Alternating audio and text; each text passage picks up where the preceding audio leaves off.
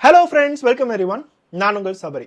கர்நாடகா மாநிலத்தில் பெங்களூர் சிட்டியில் கோடிஹள்ளி அப்படிங்கிற ஏரியாவில் 48 வயதுடைய ஷோபா அப்படிங்கிற பெண்மணி வாழ்ந்துட்டு வராங்க. ஷோபா பண்ற தொழில் என்னன்னா, சொந்தமா ஒரு டிரைவிங் இன்ஸ்டியூட் வச்சிருக்காங்க. Shri Ganesh driving institute. அவங்க இருக்கிற ஏரியால அது ரொம்ப ஃபெமிலியரா போயிட்டு இருக்கு. யாருக்கு 4 வீலர் லைசன்ஸ் எடுக்கணும்னாலும் 2 வீலர் லைசன்ஸ் எடுக்கணும்னாலும் அந்த ஸ்ரீ கணேஷ் டிரைவிங் இன்ஸ்டியூட்டுக்கு தான் வந்து கத்துக்குவாங்க, லைசன்ஸும் எடுப்பாங்க. அது மூலியமா ஷோபாவுக்கு நிறைய வருமானம் வந்துச்சு. ஷோபாவுக்கு கல்யாணமாகி பல வருடங்கள் ஆகுது. ஆனா 10 வருடங்களுக்கு முன்னாடி அவங்களோட ஹஸ்பண்டான சங்கருக்கும் ஷோபாவுக்கும் கரெக்டா ஒத்து வரல. நிறைய ஃபேமிலி ப்ராப்ளம்ஸ், ஹஸ்பண்ட் அண்ட் ஒய்ஃப்க்கு நிறைய பிரச்சனைகள் இருந்ததுனால கடைசியா டிவோர்ஸ் அப்படிங்கிற ஆப்ஷனுக்கு போனாங்க. அது ஒரு மியூச்சுவல் டிவோர்ஸ் தான். அதனால சங்கர் ஒரு ஸ்பெசிஃபிக்கான அமௌண்ட், கோர்ட் என்ன தர சொல்றாங்களோ அந்த அமௌண்ட்டை தூக்கி ஷோபாவுக்கு கொடுத்தாரு. அந்த அமௌண்ட் வச்சுதான் ஷோபா ஒரு டிரைவிங் இன்ஸ்டியூட் ஓபன் பண்ணி நல்லபடியா ஓட்டிட்டு வராங்க. இவங்க 2 பேத்துக்கும் 10 வருடங்களுக்கு முன்னாடி 2 பெண் குழந்தைகளும் இருந்துச்சு. மூத்த குழந்தையோட பேரு சுப்ரியான்னு பேர் வச்சாங்க. இளைய குழந்தையோட பேரு ஹர்ஷிதா அப்படின்னு பேர் வச்சாங்க. இவங்களோட டிவோர்ஸ் அக்ரிமெண்ட் படி மூத்த குழந்தையான சுப்ரியா அப்பாவான சங்கர் பாத்துக்கணும், இளைய குழந்தையான ஹர்ஷிதாவை அம்மாவான ஷோபா பாத்துக்கணும். இவங்க 2 பேரும் தனித்தனியா வாழ்ந்தாலும் அப்பப்ப கெட் டுகெதர், அப்பப்ப ரெஸ்டாரண்ட்டுக்கு போய் மீட் பண்றது, சில ஃபங்க்ஷன்ல மீட் பண்றதுன்னு சொல்லிட்டு அக்கா தங்கச்சி 2 பேருமே பாசமா தான் இருந்தாங்க. இந்த மாதிரி இவங்களோட வாழ்க்கை எல்லாமே நார்மலா போயிட்டு இருந்துச்சு. ஒரு பக்கம் ஷோபாவும் கொஞ்சம் கொஞ்சமா சம்பாதிக்க ஆரம்பிச்சு அவங்களோட இன்ஸ்டியூட்டை பெருசாக்குனாங்க. இன்னொரு சைடு சங்கருக்கும் பல பிசினஸ் இருக்கு. அந்த பிசினஸ் மூலமா அவரும் முன்னேறிட்டு வந்தாரு. இப்போ கொஞ்சம் மாதங்களுக்கு முன்னாடி சுப்ரியா அப்படிங்கிற மூத்த பொண்ணுக்கு சங்கர் ஒரு நல்ல மாப்பிளையா பார்த்து பெங்களூர்ல இருக்கிற ஒரு பெரிய பிசினஸ் மேனா பார்த்து கல்யாணம் பண்ணி வச்சிருக்காரு. அதுக்கு ஹர்ஷிதாவும் அவங்க அம்மாவும் கூட போய் அட்டென்ட் பண்ணியிருக்காங்க. அதே மாதிரி கொஞ்ச நாட்களுக்கு முன்னாடி ஏப்ரல் 4ஆம் தேதி 2024 வருடம் இளைய பொண்ணான ஹர்ஷிதாவுக்கும் ஒரு நல்ல மாப்பிள்ளை அமைஞ்சிச்சு. பெங்களூர்ல ஒரு பெரிய பிசினஸ் மேனா இருக்காரு. அந்த பையனுக்கு பார்த்து ஷோபாவும் கல்யாணம் பண்ணி தந்திருக்காங்க. இந்த கல்யாணத்துக்கு சங்கர், சுப்ரியோட ஃபேமிலி எல்லாமே வந்து கலந்துகிட்டாங்க. இந்த மாதிரி இவங்களோட வாழ்க்கையில எல்லாமே நீட்டா போயிட்டு இருக்கும் போது நிதானமா, ரொம்ப தெளிவோட, 2 பேருமே நல்ல வேலைகளோட, 2 பேத்துக்கு டிவோர்ஸ் ஆனாலும் பரவாயில்லன்னு சொல்லிட்டு அவங்க குழந்தைங்களை நல்ல விதமா வளர்த்துக்கிட்டு வந்தாங்க. இந்த எல்லா விஷயங்களும் போயிட்டு இருக்கும் போதுதான் கரெக்டா ஏப்ரல் 18ஆம் தேதி 2024 வருடம் காலையில இருந்து சுப்ரியாவும் சரி ஹர்ஷிதாவும் சரி ஷோபாவுக்கு கால் பண்ணிக்கிட்டே இருக்காங்க. ஆனா ஷோபா மட்டும் போனை எடுக்கவே இல்லை. கொஞ்ச நேரம் கழிச்சு ஷோபாவோட மொபைல் சுவிட்ச் ஆஃபே ஆயிடுச்சு. ஹர்ஷிதா தான் தன்னோட அம்மா கூட எப்பயும் சேர்ந்து வாழ்ந்துட்டு இருப்பாங்க. ஆனா கொஞ்ச நாளைக்கு முன்னாடி தான் உங்களுக்கு கல்யாணம் நடந்துச்சு. கல்யாணம் நடந்ததுக்கு அப்புறம் மாப்பிளையும் ஷோபாவோட வீட்டுக்கே வந்து கொஞ்ச நாள் தங்கினாரு. 2 நாள், அதாவது ஏப்ரல் 16ஆம் தேதி தான் ஹர்ஷிதாவும் ஹர்ஷிதாவோட கணவரும் அவங்களோட வீட்டுக்கு போக ஆரம்பிச்சாங்க. அதுக்கப்புறம் ஷோபா தனியா தான் இருந்தாங்க. இப்ப ஏப்ரல் 18ஆம் தேதி காலையில இருந்து 2 பேரும் கால் பண்றாங்க. ஆனா ஷோபா மட்டும் அட்டென்ட் பண்ணவே இல்லை. சாயந்தரம் டைம் வந்ததுக்கு அப்புறம் இந்த 2 பொண்ணுங்களுக்குமே ரொம்ப பயம் வந்துருச்சு. ஹர்ஷிதாவால திருப்பி ஷோபாவோட வீட்டுக்கு வந்து பார்க்க முடியாது. ஏன்னா கணவரோட வீடு ரொம்ப தூரமா இருக்கு. ஆனா சுப்ரியாவால கண்டிப்பா தன்னோட அம்மா வந்து பார்க்க முடியும். சுப்ரியாவோட கணவர் வீட்டுக்கும் ஷோபாவோட வீட்டுக்கும் கொஞ்சம் தூரத்துல தான் இருக்கு. நைட்டு 10 மணி பக்கம், அந்த ஏப்ரல் 18ஆம் தேதி நைட்டு 10 மணி பக்கம் சுப்ரியா தன்னோட அம்மாவுக்கு என்னதான் ஆயிடுச்சு, தங்கச்சி வேற கால் பண்ணிட்டு அம்மாவை போய் பாருன்னு சொல்றாளேன்னு சொல்லிட்டு தன்னோட அம்மாவோட வீட்டுக்கு வந்திருக்காங்க. வீட்டுக்கு வந்து பார்த்தா வீட்டோட கதவு திறந்திருக்கு. என்ன திறந்து விட்டுட்டு அம்மா உள்ளார இருக்காங்களான்னு சொல்லிட்டு சுப்ரியா உள்ளார போயிருக்காங்க. ஹால் எல்லாமே பார்த்தா யாருமே இல்ல, எதுவும் கலைஞ்ச மாதிரியும் இல்ல, யாருக்கும் எந்த டவுட்ஃபுல்லும் இல்ல. கிச்சனுக்கு போய் பார்க்கறாங்க. கிச்சன்லயும் ஷோபாவை காணோம். சரி, பெட்ரூம்ல தூங்கிட்டு இருக்காங்களான்னு சொல்லிட்டு பெட்ரூம்க்கு போய் பார்த்தா அந்த மூத்த பொண்ணான சுப்ரியாவுக்கு ஒரு பெரிய ஷாக். தன்னோட அம்மாவான ஷோபா நிர்வாணமா அந்த இடத்துல மயங்கி கிடக்குறாங்க. அவங்களுக்கு என்ன ஆச்சுன்னு சொல்லி சுப்ரியாவால புரிஞ்சிக்கவே முடியல. ரொம்ப நேரமா தன்னோட அம்மாவோட கண்ணத்தை தட்டுறாங்க, எந்திரிங்கம்மான்னு சொல்லிட்டு. ஆனா ஷோபா மூச்சு பேச்சு இல்லாம அப்படியே இருக்காங்க. ஒரு பெட்ஷீட் எடுத்து உடம்ப போத்து விடுறாங்க. மூச்சு இருக்கான்னு பார்த்தா மூச்சு இல்ல. பல்ஸ் செக் பண்ணி பார்த்தா அவங்க இறந்துட்டாங்கன்னு சொல்லி சுப்ரியாவுக்கு தெரிய வருது. அந்த இடத்துல உடனே பயந்து போய் அவங்க கால் பண்றது 2 நபருக்கு தான். தன்னோட தங்கச்சியான ஹர்ஷிதாவுக்கும் போலீஸ்க்கும் கால் பண்றாங்க. ஹர்ஷிதா இதை கேட்டோன்னே உடனே அவங்களோட கணவர், ஃபேமிலி எல்லாத்தையுமே கூட்டிட்டு இந்த இடத்துக்கு ஓடி வராங்க. போலீஸ் டீமும் அந்த இடத்துக்கு வருது. ஆம்புலன்ஸ் வந்தோன்னே பாடி எடுத்துட்டு பக்கத்துல இருக்க ஜிஹெச்சுக்கு போறாங்க. போலீஸ் டீம் அந்த வீடை வந்து செக் பண்ணும் போது எதுவுமே கலையல. இவங்க எப்படி இறந்தாங்க அப்படிங்கறது தெரியல. அதையும் தாண்டி எதனால நிர்வாணமா இந்த இடத்துல மயங்கி விழுந்திருக்காங்க அப்படிங்கறது போலீஸால புரிஞ்சுக்க முடியல. யாருமே வீட்டுக்குள்ளார வந்துட்டு போன அடையாளமும் போலீஸ்க்கு எதுவும் கிடைக்கவே இல்லை. கண்டிப்பா இவங்க குளிச்சுட்டு ஒருவேளை அப்படியே நிர்வாணமா அந்த இடத்துல தொடச்சிட்டு இருந்திருக்கலாம். ட்ரெஸ் போட முயற்சி பண்ணும்போது அவங்களுக்கு ஹார்ட் அட்டாக், மார்படைப்பு வந்திருக்கலாம். அப்படியே இவங்க எதிர்ச்சியா விழுந்துட்டாங்க. இது ஒரு ஆக்சிடென்டல் டெத் அப்படின்னு சொல்லி தான் போலீஸ் நினைச்சிட்டு இருந்தாங்க. ஷோபாவோட 2 பொண்ணுங்களோட பெர்மிஷன் வாங்கிட்டு கண்டிப்பா இது ஒரு ஆக்சிடென்டல் டெத்தா இருக்கிறதுனால இது போஸ்ட்மார்ட்டம் பண்ணியே ஆகணும்னு சொல்லிட்டு போஸ்ட்மார்ட்டமும் நடந்துச்சு. ஆனா போஸ்ட்மார்ட்டம் ரிப்போர்ட் வரும்போது தான் போலீஸ்க்கு ஒரு முக்கியமான தடயமே கிடைச்சிருக்கு. இது ஆக்சிடென்டல் டெத்தும் இல்ல, அவங்க மார்படைப்பு அதாவது ஹார்ட் அட்டாக்ல இறந்தும் போகல. யாரோ கழுத்தை நெரிச்சு கொலை பண்ணியிருக்காங்க அப்படிங்கிறது போஸ்ட்மார்ட்டம் ரிப்போர்ட்ல தெரிய வருது. இது தெரிய வந்தோன்னே எல்லாத்துக்குமே ஒரு பெரிய அதிர்ச்சி. போலீஸ் ஆகட்டும், அவங்களோட 2 பொண்ணுங்களாகட்டும், எக்ஸ் ஹஸ்பண்ட் ஆகட்டும், எல்லாத்துக்குமே ஷோபாவை கொலை பண்றதுக்கு யாருக்கு தோணும்? ஷோபாவுக்கு 48 வயது. அவங்கள யார் இந்த மாதிரி நிர்வாணப்படுத்தி கொலை பண்ணியிருப்பாங்க? ஷோபாவோட கழுத்துல இருந்த 2 செயின், தாலி செயின், அதுக்கப்புறம் ஒரு செயின், அதை காணோம். அவங்களோட போனை காணோம். கையில போட்டிருந்த மோதிரத்தை காணோம். அங்க இருந்த நிறைய காஸ்ட்லியான ஐட்டம்ஸா அந்த இடத்துல காணோம். வீட்ல இருந்த காரையும் யாரோ திருடிட்டு போயிருக்காங்க. இது எல்லாமே சுப்ரியா லைனா போலீஸ்ட்ட சொல்லிக்கிட்டே வராங்க. அப்படின்னா வீட்டுக்கு யாரோ கொள்ளடிக்க வந்து எல்லா விஷயங்களும் கொள்ளடிச்சிட்டு ஷோபாவை கொலை பண்ணிட்டு போயிருக்காங்களா? எதுக்காக அவங்களை நிர்வாணப்படுத்தணும்? அந்த பெண்மணியை ரேப் பண்ணிருக்காங்களான்னு பார்த்தா போஸ்ட்மார்ட்டம் ரிப்போர்ட்ல ரேப் பண்ண மாதிரி எந்த விஷயங்களும் தெரிய வரல. அப்படின்னா என்னதான் ஷோபாவுக்கு நடந்துச்சு? இந்த எல்லா விஷயங்களும் திருடினது யாரு? ஷோபாவுக்கும் வேற யாருக்காச்சும் ரிலேஷன்ஷிப் இருக்கா? யாருக்கிட்டயோ ஃப்ரெண்ட்ஷிப் வச்சிருக்காங்களா? தப்பான நபர்களோட ஃப்ரெண்ட்ஷிப் இருக்கா? இந்த மாதிரி எந்த விஷயங்களுமே அவங்களோட பொண்ணுங்களுக்கும் தெரியல, எக்ஸ் ஹஸ்பண்டுக்கும் தெரியல, சொந்தக்காரங்களுக்கும் தெரியல. சோ போலீஸ்க்கு இது ஒரு புதிராவே இருந்துச்சு. யார் தான் கொலை பண்ணிருப்பாங்க? பொதுவா போலீஸ்க்கு இந்த மாதிரி கேசஸ் வரும்போது அவங்க ஃபர்ஸ்டா சந்தேகப்படுறது ஃபேமிலிக்குள்ளாரையே தான் சந்தேகப்படுவாங்க. போலீஸ் ஃபர்ஸ்டா சந்தேகப்பட்டது ஷோபாவோட எக்ஸ் ஹஸ்பண்டான சங்கர். ஷோபாவுக்கு நிறைய சொத்து இருக்கு, ஒரு டிரைவிங் இன்ஸ்டிடியூட் வேற வச்சிருக்காங்க. ஒருவேளை சங்கரை கொலை பண்ணிட்டு எல்லாத்தையும் எடுக்க நினைக்கிறாரோ? அந்த டிரைவிங் இன்ஸ்டிடியூட் மூலியமாவே மாசம் மாசம் ஏகப்பட்ட வருமானம் வரும். சங்கரை விசாரிக்கும் போதும், சங்கர் கூட இருந்த மூத்த பொண்ணான சுப்ரியாவை விசாரிக்கும் போதும், இந்த மர்டர் நடந்த டைம் காலையில 8ல இருந்து 10க்குள்ளார சுப்ரியாவோட வீட்டுல தான் சங்கர் இருக்காரு அப்படிங்கிற எவிடன்ஸ் போலீஸ்க்கு கிடைச்சிருக்கு. ஹர்ஷிதாவுக்கு இப்பதான் புதுசா கல்யாணம் ஆயிருக்கு. அவங்களும் அவங்களோட ஹஸ்பண்ட் வீட்டுல தான் இருந்தாங்க அப்படிங்கிறது கன்ஃபார்ம் ஆயிடுச்சு. அப்பனா ஃபேமிலிக்குள்ளார இருக்கிறவங்க யாருக்குமே இந்த ஷோபாவோட மர்டர்ல இன்வால்வ்மெண்டே இல்ல. அப்படின்னா யார் தான் கொலை பண்ணாங்க?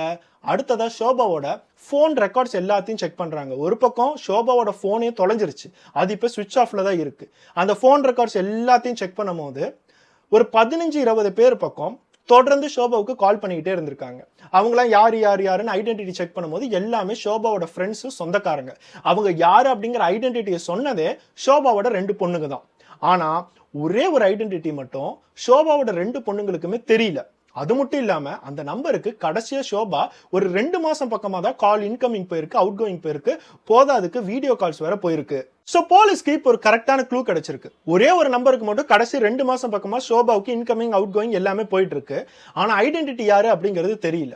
ஐடென்டிட்டி யாரு, அந்த நம்பரோட ஓனர் யாருன்னு செக் பண்ணும்போது அவனோட பேர் நவீன் அப்படிங்கிறது தெரிய வருது. அந்த நவீனுக்கு வெறும் 22 வயது. ஒரு சாஃப்ட்வேர் கம்பெனில சாஃப்ட்வேர் டெஸ்டரா ஒர்க் பண்ணிட்டு இருக்கான். அதாவது ஒரு ஐடி இன்ஜினியர். அதே பெங்களூர்ல தான் வேலை பார்த்துட்டு இருக்கான். ஒரு 22 வயது பையனுக்கும் 48 வயது பெண்மணிக்கும் என்ன சம்பந்தம்? இவங்க 2 பேத்துக்குள்ள என்ன ரிலேஷன்ஷிப் இருக்க போகுது? இவங்கள பார்த்தா நல்லா வயசான மாதிரி இருக்காங்க. அவன் ரொம்ப யங்கான பையன். ஏதாச்சும் ஷோபா ஐடி கிளாஸ் கீது எடுக்க ஆரம்பிச்சிட்டாங்களா? எதுக்காக அவன் இந்த வீட்டுக்கு வந்திருப்பான்? இவங்க 2 பேத்துக்குள்ள இருக்க தொடர்பு என்னன்னு சொல்லிட்டு யாருக்குமே தெரியல. இதெல்லாம் தாண்டி ஷோபாவோட ஃபேமிலி மேட்ஸ்க்கு இது ஒரு பெரிய அதிர்ச்சியா இருக்கு. அம்மாவுக்கும் அந்த 22 வயது பையனுக்கு என்ன தொடர்பு? அவனை இது வரைக்கும் நாங்க பார்த்ததே இல்லையேன்னு சொல்லிட்டு அவங்களும் முழிச்சுட்டு தான் இருக்காங்க. அடுத்ததா போலீஸ் நவீன தேட ஆரம்பிக்கிறாங்க. நவீன தேடும் போது அவன் எங்க போயிட்டானே தெரியல. டோட்டலா பெங்களூர் விட்டு அவன் அப்ஸ்காண்ட் ஆயிட்டான். கால் பண்ணா போன் சுவிட்ச் ஆஃப்ல இருக்கு. அவனோட அட்ரஸ் எல்லாமே ஃபேக்கா தான் இருக்கு. அவனோட அட்ரஸும் மொபைல் நம்பரோட ஓனரோட அட்ரஸும் டோட்டலா டிஃபரெண்டா தான் இருக்கு. இவனை எப்படி கண்டுபிடிக்கிறதுன்னு சொல்லிட்டு போலீஸ் எல்லா விதத்திலுமே இந்த நவீன வலை போட்டு தேடிட்டு இருந்தாங்க. அவன் ஒர்க் பண்ண சாஃப்ட்வேர் கம்பெனியும் போலீஸ்க்கு பெருசா ஐடியா இல்ல. அதனால வேலை பார்க்குற இடத்துக்கும் போக முடியாது. ஏதோ ஒரு விதத்துல அவன் மாட்டுவான்னு தெரியும் போதுதான் ஷோபாவோட ஏடிஎம்ல இருந்து 1,60,000 ரூபாய் பக்கம் யாரோ வித்ட்ரா பண்ணிருக்காங்க. சுப்ரியா நீட்டாவே போலீஸ்ல சொல்லியிருக்காங்க, எங்க அம்மாவோட கிரெடிட் கார்டு, ஏடிஎம் கார்டு எல்லா விஷயங்களும் தொலைஞ்சு போயிடுச்சு, பர்ஸ் அப்படியே யாரோ தூக்கிட்டு போயிட்டாங்கன்னு சொல்லி கம்ப்ளைண்ட் கொடுத்திருக்காங்க. சோ இப்போ ஷோபாவோட ஏடிஎம்ல இருந்து 1,60,000 ரூபாய் வித்ட்ரா ஆயிருக்கு அப்படின்னா கண்டிப்பா அது நவீனா தான் இருப்பான். அந்த வித்ட்ரா பண்ண ஏடிஎம் மிஷினோட சிசிடிவி கேமரா செக் பண்ணிருக்காங்க. அந்த ஏரியா எல்லாத்தையும் செக் பண்ணும்போது தான் நவீனோட வீடு அவங்க பக்காவா கண்டுபிடிச்சிட்டாங்க. அந்த வீட்டுக்குள்ளார போய் நவீனை உடனே அரெஸ்ட் பண்றாங்க. அரெஸ்ட் பண்ணி அவங்களோட என்கொயரி ஸ்டார்ட் பண்ணும்போது நவீன் ஆரம்பத்திலே ஒத்துக்கிறான், நான் தான் ஷோபாவை கொலை பண்ணேன். அந்த கொலை பண்ணதுக்கான காரணம் ஏகப்பட்டது இருக்கு. ஷோபாவால நான் ஏமாந்துட்டேன் அப்படிங்கறத போலீஸ்ட்ட சொன்னான். போலீஸால இது புரிஞ்சிக்கவே முடியல. 22 வயசு பையன் சாஃப்ட்வேர் கம்பெனில ஒர்க் பண்ற, 48 வயது பெண்மணி உன்னை என்ன லவ் பண்ணி ஏமாத்திட்டாங்களா அப்படின்னு சொல்லி கொஞ்சம் விளையாட்டா தான் கேட்டாங்க. பணம் நகைக்காக தானே இந்த கொலையை நீ பண்ண? ஷோபாவை கொலை பண்ணிட்டு சும்மா போயிருக்க வேண்டியது தானே? இதுக்காக கொலை பண்ணிட்டு தாலி செயின், பர்ஸு, மோதிரம், காரு இது எல்லாத்தையுமே எடுத்துட்டு போறதுக்கான தேவை என்ன? இது எல்லாத்தையும் எடுத்துட்டு போய் எங்க வித்து எங்க சம்பாரிச்ச? இந்த மாதிரி எத்தனை பொண்ணுங்களை ஏமாத்திருக்கன்னு சொல்லிட்டு போலீஸோட ஸ்டைல அவங்க விசாரிக்க ஆரம்பிக்கும் போதுதான் ரொம்ப அதிர்ச்சியான உண்மைகள் எல்லாத்தையுமே நவீன் சொல்ல ஆரம்பிச்சான். இந்த கொலை நடக்கிறதுக்கு கரெக்டா 2 மாசத்துக்கு முன்னாடி நவீனோட இன்ஸ்டாகிராம் ப்ரொஃபைலுக்கு ஷோபா ஒரு ஃப்ரெண்ட் ரிக்வெஸ்ட் அனுப்பிச்சுட்டு இருக்காங்க. எதுக்கு அனுப்பிச்சு விட்டாங்க அப்படிங்கிறது தெரியல. நவீன் என்ன சொல்றான்னா, அவங்களோட பொண்ணுக்கு ஏதோ மாப்பிள்ளை பார்த்துட்டாங்களாம். ரொம்ப வருடங்களா அவங்க பொண்ணுக்காகவே வாழ்ந்துட்டு இருந்தாங்க. இவங்களுக்குன்னு சொல்லிட்டு எந்த ரிலேஷன்ஷிப்பும் இல்ல. டிவோர்ஸ் ஆகி எத்தனையோ வருடங்கள் ஆகுது. இவங்க யாருகிட்டயுமே ஒரு பிசிக்கலான தொடர்பு வச்சே பல வருடங்கள் ஆகுது. இவங்களுக்கும் நிறைய ஆசைகள் இருந்துச்சு. அதனால தான் இந்த ரெக்வெஸ்ட் அனுப்பிச்சு விட்டாங்க அப்படிங்கிறத சொல்றான். பொதுவாவே நம்ம சில பசங்கள பார்த்திருப்போம். ரொம்ப ஏங்கி போய் கிடப்பாங்க. யார் வந்தாலும் பரவாயில்லன்னு சொல்லிட்டு அவங்க வெயிட் பண்ணிக்கிட்டே இருப்பாங்க. அவங்களுக்கு ஒரு பொண்ணு மெசேஜ் பண்ணாலும் சரி, ஒரு வயசான ஆன்டி மெசேஜ் பண்ணாலும் சரி, யார் மெசேஜ் பண்ணாலும் அவங்க பாட்டுக்கு அக்செப்ட் பண்ணி சாட்டிங் பண்ண ஆரம்பிச்சுருவாங்க. அதே மாரி தான் நவீனுக்கும். ஒரு பொண்ணு மெசேஜ் பண்ணியிருக்காங்க. பார்க்கறதுக்கு கொஞ்சம் ஓல்டா இருப்பாங்க போலன்னு சொல்லி எத்தனை வயசுன்னு சொல்லி கேட்டிருக்கான். ஷோபா 35 வயது அப்படின்னு சொல்லியிருக்காங்க. அதுக்கு தகுந்த மாதிரி ஃபோட்டோஸும், எடிட்டிங் எல்லாத்தையும் பண்ணி நவீனுக்கு அனுப்பிச்சு விட்டுருக்காங்க. நவீனுக்கு இதை பார்த்தோன்னே தெரிஞ்சிருச்சு. 35 வயது அப்படின்னா ஒண்ணு கல்யாணமானவங்களா இருக்கும். இல்ல டிவோர்ஸ் ஆனவங்களா இருக்கும். இவங்க கூட நம்ம ரிலேஷன்ஷிப் வச்சுக்கிட்டோம் அப்படின்னா ரிலேஷன்ஷிப்போட அப்படியே நவுந்துக்கலாம். இது ரொம்ப காம்ப்ளிகேட்லாம் ஆகாது. சும்மா போய் ஒரு பாலியல் தொடர்பை வச்சுக்கிட்டு நமக்குன்னு ஒரு எக்ஸ்பீரியன்ஸ் நம்மள ஜாலியா இருந்துட்டு நம்ம அப்படியே நவுந்துக்கலாம்னு சொல்லிட்டு ஆரம்பத்திலே அவனுக்கு ஒரு மைண்ட் செட் வந்துருச்சு. அதனாலே ஷோபாவிட்ட நல்லா பேச ஆரம்பிச்சிருக்கான். ஷோபாவுக்கும் அவனை பார்க்கும்போது ரொம்ப யங்கா இருக்கான், கியூட்டா இருக்கான். நமக்குன்னு சொல்லிட்டு ஒரு வாழ்க்கை வேணும். நமக்குன்னு ஒரு பேர் வேணும். நமக்குன்னு ஒரு சந்தோஷம் வேணும். 48 வயசு ஆனாலும் எனக்கும் என்னோட சந்தோஷம் முக்கியம் இல்லைன்னு சொல்லிட்டு அவங்களும் தன்னோட பொண்ணான ஹர்ஷிதாவுக்கு தெரியாம ரகசியமா டெய்லி நைட்டு நவீனுக்கு மெசேஜ் பண்ண ஆரம்பிச்சிருக்காங்க. இவங்க 2 பேரோட மெசேஜஸ் அப்படியே கொஞ்சம் கொஞ்சமா வீடியோ காலா மாற ஆரம்பிச்சிச்சு. இவங்க 2 பேரும் பேச ஆரம்பிச்சு இவங்க 2 பேத்துக்குள்ளார அப்படியே ஒரு பாலியல் தொடர்பு உருவாக ஆரம்பிச்சிச்சு. இது எல்லாத்தையுமே ஆரம்பத்துல அவங்க வீடியோ கால்ல தான் ஆரம்பிச்சிருக்காங்க. அவங்களோட வீடியோ கால்ல ரொம்ப ஆபாசமா வந்து நின்னு இவங்க 2 பேருமே நியூடான போட்டோகிராஃபி இது மாதிரி எல்லா விஷயங்களையும் ஷேர் பண்ணி இவங்களோட ரிலேஷன்ஷிப்பை அப்படியே வளர்த்துக்கிட்டே போயிருக்காங்க. அடிக்கடி வெளியில சில இடங்கள் எல்லாம் மீட் பண்ணி இவங்க பாலியல் தொடர்பு வைக்க ஆரம்பிச்சிருக்காங்க.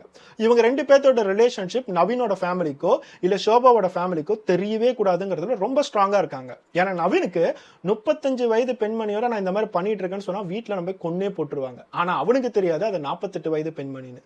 இன்னொரு சைடு ஷோபாவுக்கும் அதே நிலைமை தான். நம்ம 35 வயசுன்னு சொல்லிட்டு ஏமாத்திருக்கோம். நமக்கு 48 வயசுன்னு தெரிஞ்சிச்சுன்னா என்ன ஆகும்னு சொல்லிட்டு அவங்களுக்கு மனசுக்குள்ளார ஒரு பயம் இருந்துகிட்டே தான் இருந்துச்சு. ஆனா எந்த தப்பு நடந்தாலும் ஏதோ ஒரு இடத்துல எல்லா விஷயங்களும் முடியும் இல்ல. இப்ப கரெக்டா ஏப்ரல் 4ஆம் தேதி ஹர்ஷிதாவுக்கு கல்யாணம் நடந்திருக்கு. கல்யாணம் நடந்த அடுத்த கொஞ்ச நாள் மாப்பிள்ளை எப்பயுமே பொண்ணு வீட்டுல தான் இருப்பாங்க. அந்த பொண்ணு வீட்டுல இருந்துட்டு ஏப்ரல் 17ஆம் தேதி ஹர்ஷிதா தன்னோட ஹஸ்பண்டை கூட்டிட்டு அவங்களோட வீட்டுக்கு போயிருக்காங்க. அந்த ஏப்ரல் 17ஆம் தேதி நம்ம வீட்டுல தனியா இருக்கோம்னு தெரிஞ்சோனையே ஷோபா உடனே நவீன வீட்டுக்கு வர சொல்லியிருக்காங்க. மொத டைம் வீட்டுக்கு வர சொல்லியிருக்காங்க. இதுக்கு முன்னாடி எல்லாமே வெளியே தான் மீட் பண்ணியிருக்காங்க. இப்போ வீட்டுக்கு வர சொன்னதுக்கு அப்புறம் நவீனுக்கு இன்னும் எக்ஸைட்மெண்ட் ஆயிடுச்சு. சரி இனிமேட்டு எங்கேயும் நம்ம காசுலாம் ரூமுக்கு கட்ட தேவையில்ல, எங்கேயும் போய் சீக்கிரட்டா மீட் பண்ண தேவையில்ல, நம்ம ஷோபாவோட வீட்டுக்கே போயிடலாம்னு சொல்லிட்டு அவனும் ஷோபாவோட வீட்டுக்கு போயிருக்கான். ஷோபாவோட வீட்டுக்கு போய் அவங்க 2 பேத்துக்கும் எப்பயும் போல பேச்சுவார்த்தைகள் நடந்திருக்கு. அந்த பேச்சுவார்த்தைகளை இவங்க 2 பேரும் கொஞ்சம் க்ளோஸ் ஆயிருக்காங்க. 2 பேரும் பாலியல் உறவு வச்சிருக்காங்க. அதனாலதான் ஷோபா அந்த இடத்துல நிர்வாணமா இருந்தாங்கிறத நவீன் கன்ஃபார்ம் பண்ணியிருக்கான். இவங்க 2 பேத்துக்குள்ளார அந்த உறவு வைக்கும் போது என்ன சண்டை நடந்துச்சு, இவங்க 2 பேத்துக்குள்ளார என்ன பிரச்சனை நடந்துச்சு அப்படிங்கிறத போலீஸாலையும் தெளிவா கண்டுபிடிக்க முடியல. சுத்தி எல்லா நியூஸஸும் பார்த்தா நிறைய ரூமர்ஸ் தான் வருது. அந்த இடத்துல இவங்க 2 பேத்துக்குள்ளார தீராத ஏதோ ஒரு சண்டை நடந்திருக்கு. அந்த கோவத்தை தாங்க முடியாம நவீன் ஒரே ஒரு விஷயத்தை தான் கேட்டிருக்கான் ஷோபா கிட்ட. என்னை இது வரைக்கும் நீ ஏமாத்திருக்க. நீ ரொம்ப வயதான லேடி, 48 வயசு, ஆனா 35 வயசுன்னு சொல்லிட்டு என்னை ஏமாத்திருக்கல்ல அப்படின்னு சொல்லிட்டு ரொம்ப கேவலப்படுத்திருக்கான். அது கேட்டோன்னே ஷோபாவுக்கு கோவம் தாங்க முடியல. அவன் வெறும் 22 வயசு சின்ன பையன் அப்படிங்கிறதுனால சப்புன்னு போட்டு ஒரு அறை அரைஞ்சிருக்காங்க. அந்த அறை அரைஞ்சோன நவீனுக்கு செம்மையான கோவம். எதுக்கு என்னை இவ அடிக்கிறா, இவ ஏமாத்திட்டு என்ன அடிப்பாளான்னு சொல்லிட்டு கோவத்துல கழுத்தை நடிச்சு ஷோபாவை அந்த இடத்துல கொலை பண்றான். கொலை பண்ணி முடிச்சதுக்கு அப்புறம் அவனுக்கு என்ன பண்றதுனே தெரியல. அவசரத்துல நம்ம கொலை பண்ணிட்டோம். இப்ப எப்படியாச்சும் இந்த வீட்டுல திருட்டு நடந்த மாதிரி ஏதாச்சும் ட்ரை பண்ணலாமேன்னு சொல்லிதான் தாலி செயின், மோதிரம், பர்ஸ், ஏடிஎம் கார்டு இது எல்லாத்தையுமே திருடிக்கிட்டு ஃபர்ஸ்ட் ஃப்ளோரோட மாடியில இருந்து எகிரி குதிச்சு காரை வேற திருடிட்டு போயிருக்கான். அவனோட ஐடியா என்னன்னா போலீஸ் உள்ளார வரணும், உள்ளார வந்தா யாரோ ஷோபாவை ரேப் பண்ணி இருக்கிறது எல்லாத்தையும் திருடிட்டு போயிட்டாங்க, ஃபர்ஸ்ட் ஃப்ளோர்ல இருந்து எகிரி குதிச்சிருக்காங்க, அப்படின்னா கண்டிப்பா இது ஒரு திருட்டு கும்பலா தான் இருக்கணும்னு சொல்லிட்டு எல்லாத்தையும் பிளான் பண்ணியிருக்கான். ஆனா போலீஸ் இந்த மாதிரி போன் ரெக்கார்ட்ஸ் எல்லாத்தையும் செக் பண்ணி இவனை மட்டும் ஒரு ஆட் ஒன் அவுட்டா எடுத்து இவனை ஈஸியா கண்டுபிடிச்சிருவாங்கன்னு சொல்லிட்டு நவீனுக்கு தெரியவே தெரியாது. சோ இப்போ போலீஸ்க்கு எல்லா தடயமும் கிடைச்சிருச்சு. நவீன் அந்த வீட்டுக்கு கூட்டிட்டு போய் என்னென்னலாம் செஞ்ச, எப்படி செஞ்ச அப்படிங்கறத எல்லாத்தையுமே ஒரு டெமோ காட்ட சொல்லி அதை வீடியோ எவிடன்ஸ் ஆக்கி இப்ப கோர்ட்ல போய் சப்மிட் பண்ணிருக்காங்க. இந்த கேஸ் கொஞ்ச நாளைக்கு முன்னாடி தான் ஆரம்பிச்சிச்சு. ஏன்னா எத்தனை வருடங்கள் போகும்னு தெரியல. நவீனுக்கு எத்தனை வருடங்கள் தண்டனை கிடைக்கும், இல்ல ஆயுள் தண்டனை கிடைக்குமா அப்படிங்கிறதும் போலீஸ்க்கு ஐடியா இல்ல. இந்த வீடியோ பார்த்துட்டு இருக்க எல்லாருக்குமே ஒரே ஒரு விஷயம் மட்டும் கண்டிப்பா தெரியும். நம்ம எப்பயுமே சொல்ற மாதிரி எந்தெந்த இடத்துல எல்லாம் ஒரு தப்பான ரிலேஷன்ஷிப் ஆரம்பிக்குதோ அது எல்லாமே கடைசியா போய் ஒரு கிரைம்ல தான் முடியுது. இந்த இடத்துல ஷோபாவும் சரி நவீனும் சரி வெறும் பாலியல் தொடர்பு வைக்கணும் அந்த காமம் அப்படிங்கிறதுக்காக வயசு வித்தியாசம் இல்லாம அவங்களோட சூழ்நிலைகள் எதையுமே பார்க்காம அவங்க பாட்டுக்கு ஒண்ணு சேர்ந்துட்டாங்க.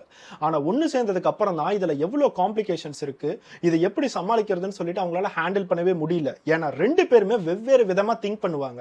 48 வயதுடைய லேடியும் 22 வயதுடைய பையனும் திங்கிங்கோட மென்டாலிட்டியே டோட்டலா வேற மாதிரி இருக்கும்.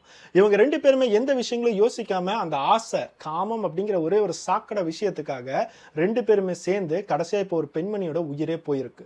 நான் ஆரம்பத்திலே சொன்ன மாதிரி இந்த பெண்மணியை எதுக்காக கொலை பண்ணான்னு சொல்லிட்டு நிறைய ரூமர்ஸ் தான் நான் பார்த்துட்டு இருக்கேன். நிறைய சேனல்ஸ்ல இந்த பெண்மணி வித்தியாசமா செக்ஸ் வச்சுக்கணும்னு சொல்லி அவன்கிட்ட ரெக்வஸ்ட் பண்ணாங்க, அது அவனுக்கு பிடிக்கல, அதுல இவங்க ரெண்டு பேருக்கு ஓவரா பிரச்சனைகள் நடந்து கொலை பண்ணிட்டான் அப்படிங்கறத நம்ம பாக்குறோம். ஆனா போலீஸ் உண்மையானுமே என்ன விசாரிச்சுட்டு தான் இருக்காங்க. அவங்க எதுக்காக இந்த கொலை நடந்துச்சு, இவனுக்கு எப்படி அந்த டெபிட் கார்டோட பின் நம்பர் கிடைச்சிச்சு, இது எல்லாத்தையுமே அவங்க கிட்ட விசாரிச்சுட்டு தான் இருக்காங்க.